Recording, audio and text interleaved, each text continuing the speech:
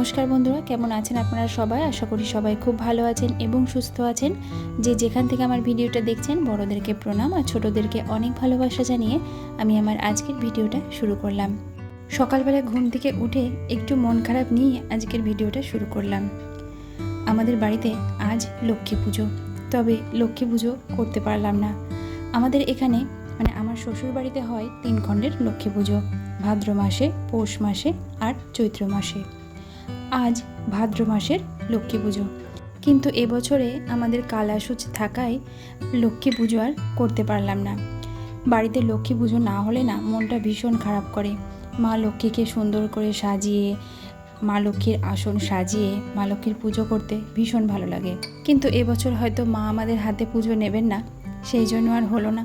তবে আনুষ্ঠানিকভাবে ঠাকুরমশাই ডেকে পুজো না হলেও মা লক্ষ্মীকে নতুন বস্ত্র পরিয়ে মায়ের আসন নতুন করে সাজিয়ে প্রতিদিনে যেরকম মায়ের পুজো দেওয়া হয়, মা লক্ষ্মীকে প্রতিদিন যেভাবে পুজো করা হয় সেরকমভাবে একটু ফল মিষ্টি দিয়ে মা লক্ষ্মীর পুজো দেওয়া হয়েছে।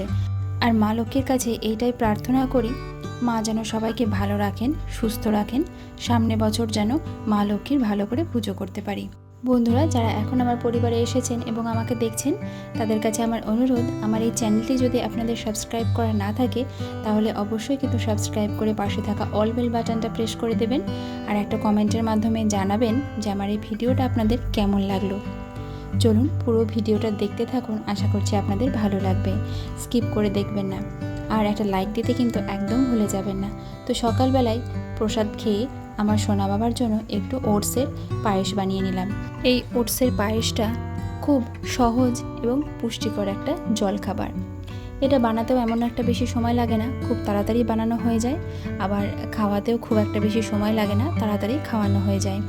আর এর মধ্যে আমি একটু বাদাম গুঁড়ো দিয়েছি, আমার যে ড্রাই ফ্রুটস গুঁড়োটা আমি বানিয়ে রাখি আমার সোনা বাবার জন্য, সেই ড্রাই ফ্রুটস গুঁড়োটা 1 চামচ মতো দিয়ে দিয়েছি আর একটু দিয়েছি তাল মিছরি।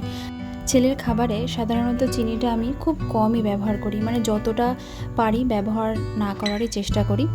যখন দরকার হয় একটু মিষ্টি দেওয়ার, তখন এই তাল মিছরিটাই ব্যবহার করি। আর আমার সোনা বাবাটা দেখছেন কীরকম দুষ্টুমি করছে, আর খেতে খেতেও এরকমটাই দুষ্টুমি করে, একবার করে মুখে নেবে খাবে আর একবার করে এইভাবে ফেলবে। তো এইভাবেই ওকে আমাকে খাওয়াতে হয়।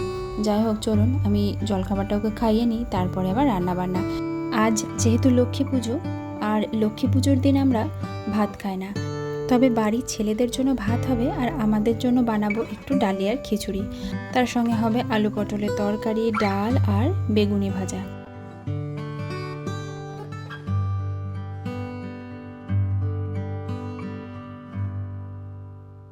আমার সোনা বাবাকে স্নান করানো হয়ে গেছে আর ওকে রেখে এসেছি কামার কাছে।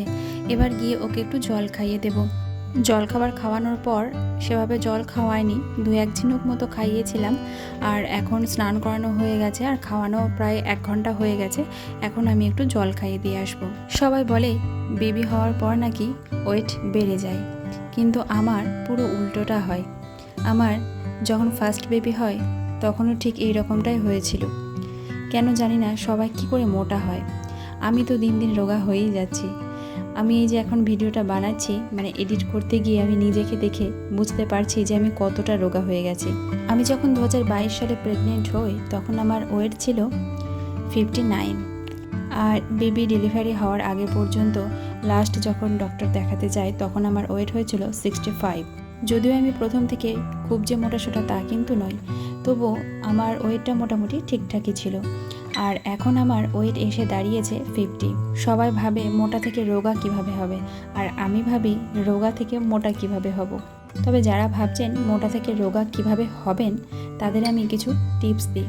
সকালবেলায় ঘুম থেকে উঠে রাত্রে ঘুমানোর আগে পর্যন্ত কম করে 50 বার ওপর থেকে নিচ ওঠানামা করবেন, ঠিক আমার মতো।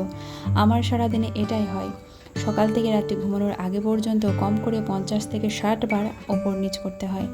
আর তারপর এই যে পুচকেটা আছে, পুচকেটার পেছনে দৌড়াদৌড়ি সেটা তো আছেই। তারপরে সংসারের কাজ, রান্না বান্না সমস্ত কিছুটা একা হাতে সামলানো।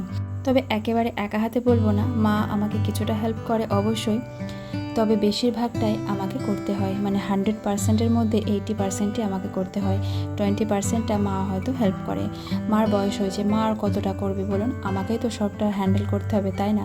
তো এইভাবে সংসারের সমস্ত কাজ কর্ম আর এই যে ওপর নিচ এইরকমভাবে যদি করা যায় তাহলে ওজন আপনা আপনিই কমে যাবে, ওজন আর বাড়ার কোনো চান্সই থাকবে না, আর আলাদা করে ডায়েটেরও কোনো দরকার পড়বে না। আর এদিকে কথা বলতে বলতে আমার রান্নাটাও মোটামুটি হয়ে এসেছে। আমার হাতে সময় কম, তাই তাড়াতাড়ি রান্না সারবার জন্য আমাকে রান্নাতে একটু ফাঁকি দিতেই হয়।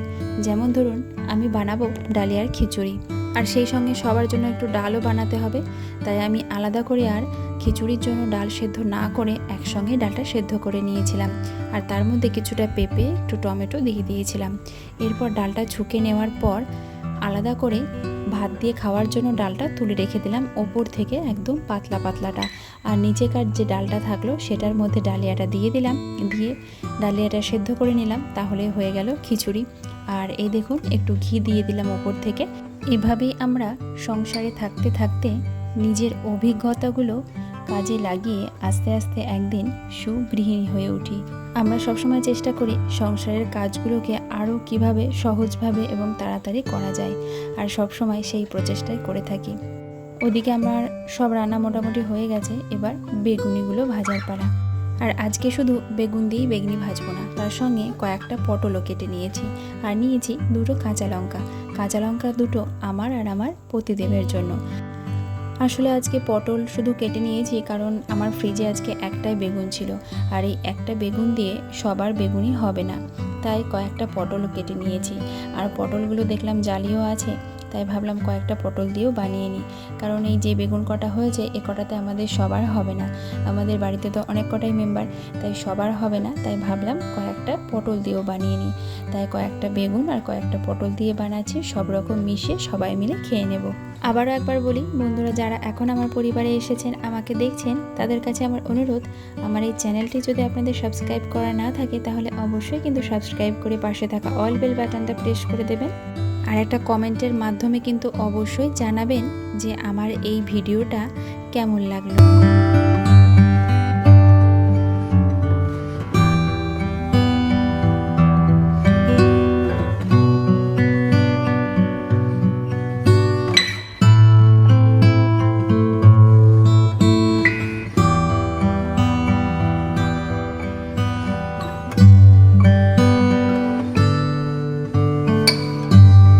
আজ আরও একটা বিশেষ দিন, 5ই সেপ্টেম্বর। আজ শিক্ষক দিবস। এখন সব জায়গাতে দেখি বেশ বড় করে ধুমধাম করে শিক্ষক দিবস পালন করা হয়। আমাদের সময় কিন্তু এতটা ধুমধাম ছিল না, তবে হ্যাঁ একদম হয়নি তা বলবো না। আমরা যে মাস্টারমশাইয়ের কাছে পড়তাম সেই মাস্টারমশাইয়ের কাছেই শুধু এই শিক্ষক দিবস পালন করা হতো। শিক্ষক দিবসের দিন সকালবেলায় ঘুম থেকে উঠে নতুন জামা কাপড় পরে মাস্টারমশাইয়ের বাড়ি চলে যেতাম, আর সেখানে সমস্ত ছাত্রছাত্রীরা এক জায়গায় জড়ো হতো এবং মাস্টারমশাই বক্তৃতা দিতেন, তারপর একটু খাওয়া দাওয়া করে বাড়ি চলে আসতাম। এই হতো আমাদের শিক্ষক দিবস পালন। এগুলো তুমি আবার খুললে কেন, প্যাকেট থেকে বার করলে কেন? এখানে এখানে স্যার বসবে যে, তুলে রাখো, ব্লকগুলো তুলে রাখো, রেখে দাও প্যাকেটে, রেখে দাও, আবার পরে খেলবে, রেখে দাও, পুরে রাখো প্যাকেটে শোনা। হ্যাঁ স্যার বকবে, রেখে দাও, রেখে দাও, রেখে দাও প্যাকেটে, রেখে দাও, স্যার বকবে তো, রেখে দাও। হ্যাঁ এক্ষুনি পড়তে আসবে সবাই, দি ভাইরা, রেখে দাও বাবা, বাবা গো, দি ভাইরা পড়তে আসবে তো, রেখে দাও, প্যাকেটের মধ্যে রেখে দাও, পুড়ে দাও, প্যাকেটে পুড়ে দাও, আবার পরে খেলা করবে। কই পুড়ে দাও, প্যাকেটে পুড়ে দাও, দাও। নিচে আছে, নিচে পড়ে গেছে, ওগুলো তুলে দাও। আর রয়েছে, আর নিচে আছে দেখো, আর আছে নাকি দেখো, আর আছে নাকি দেখো ভালো। একটু কি খাওয়ালো ম্যাম? বিরিয়ানি আর হচ্ছে আইসক্রিম। আর তোমরা কি গিফট দিয়েছো ম্যামকে? আমরা হচ্ছে একটা পার্স দিয়েছি আর পেন। পেন, ওই অরতিপ্রির ছিল পেনটা না? আর কেক, সারপ্রাইজ গিফট। আর ম্যামের পছন্দ হয়েছে পার্স? খুব পছন্দ, ম্যাম বলছে আমার এটা লাগতো। আর এখনকার শিক্ষক দিবসের পুরো ব্যাপারটাই আলাদা। এখনকার প্রত্যেকটা বাচ্চাদেরই 4-5টা করে টিউশন, আর সেই প্রত্যেকটা ব্যাচে আলাদা আলাদা করে টিচার্স ডে পালন করা, কেক কাটা, স্যারকে গিফট দেওয়া, আবার তার পরিবর্তে স্যারদের স্টুডেন্টদের খাওয়ানো। তো এখন এটার ধুমধামই আলাদা। তো যাই হোক, আমার মেয়ে পড়তে গিয়েছিল, সেখানে ম্যামের কাছে টিচার্স ডে পালন করে এলো, এরপর আবার বাড়িতে পড়া আছে, আর বাড়ির ব্যাচেও টিচার্স ডে পালন করা হবে, তার জন্য প্রিপারেশান চলছে। এই ফাঁকে আমি আমার সোনা বাবাকে খাইয়ে নিই। সন্ধ্যাবেলায় তো আমি আমার সোনা বাবাকে কাউ মিল্কি দিই, আর তার সঙ্গে একটু জল মিশিয়ে দিই, আর এবার দেব 2 চামচ মতো মুড়ি গুঁড়ো। সন্ধ্যাবেলায় আমি সাধারণত ছেলেকে সেরেলাকই খাওয়াই, কিন্তু আজকে কি মনে হলো একটু মুড়ি গুঁড়োই খাইয়ে দিচ্ছি।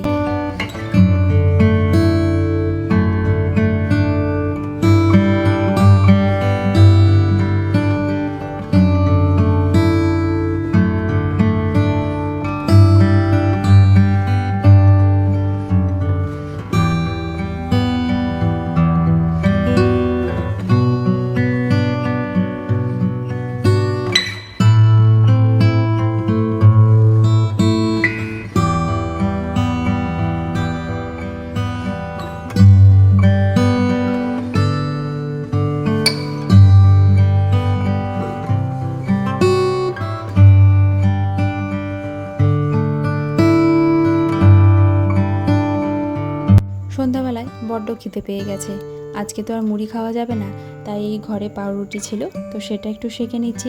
চা দিয়ে এই পাউরুটিটা খাবো। আমি একা খাবো না, মাকে অর্ধেকটা দেবো আর অর্ধেকটা আমি খাবো। আর আমার এই চা দিয়ে পাউরুটি খেতে ভীষণ ভালো লাগে। তারপরে আবার যদি হয় দুধ চা, তাহলে তো আরোই ভালো লাগে। তো চলুন আমি চাটা বানিয়ে নিচ্ছি।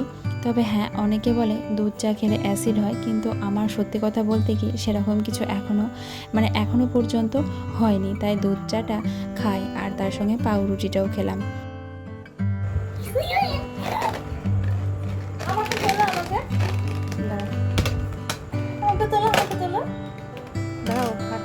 পুচকেটা বেশ খেলা করছিল, যেই দিভাকে দেখেছে মামার কোলে শুতে, আর সেই তাকেও শুতে হবে মাম্মার কোলে। এখন বাজে 10:30, আমার সোনা বাবা ঘুমিয়ে গেছে। এবার আমার সোনা বাবাকে শোয়ানোর জন্য তৈরি করিয়ে দেব। তো প্রথমে একটা জামা নিলাম, তবে জামা ওকে রাত্রিবেলায় আমি একদমই পরে শোয়াই না, কারণ রাত্রিবেলায় আমার সোনা বাবা ভীষণ ঘেমে যায়। আর এখন তো আবার একটু গরম পড়ছে, বেশ ভালোই গরম পড়ছে, আর যদি জামা পরিয়ে শোয়ায় না এত ঘেমে যায়, জামাটা পুরো ভিজে যায়, তাই জামাটা একদমই পরে শোয়ায় না, ওকে খালি গায়ে শোয়ায়।